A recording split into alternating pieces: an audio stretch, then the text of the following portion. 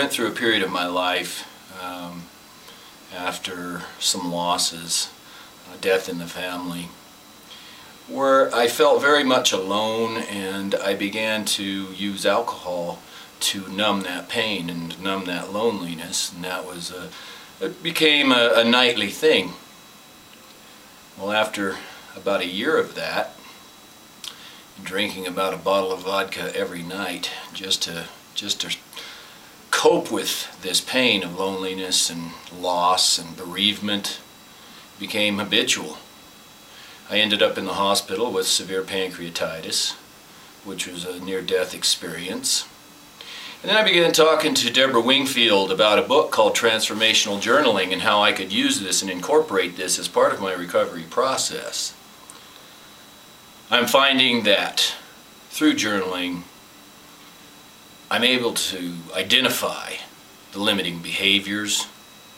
I'm also finding triggers as I look back when I have relapsed and used alcohol. I see what things have triggered that, and the journaling has helped me to identify these things so that I can deal with them a lot more effectively. It's funny how these things kind of sneak up and we don't really realize what is triggering these behaviors. Sometimes it can be just as simple as walking through the front door of your house alone when it's cold and it's the middle of winter and there's nobody there. And that triggered my drinking quite often.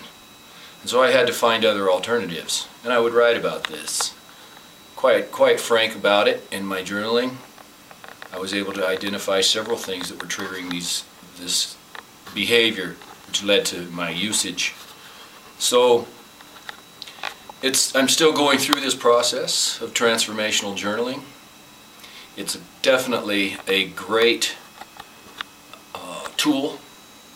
It's a great instrument for improvement and to enhance your life, to give you insight into yourself.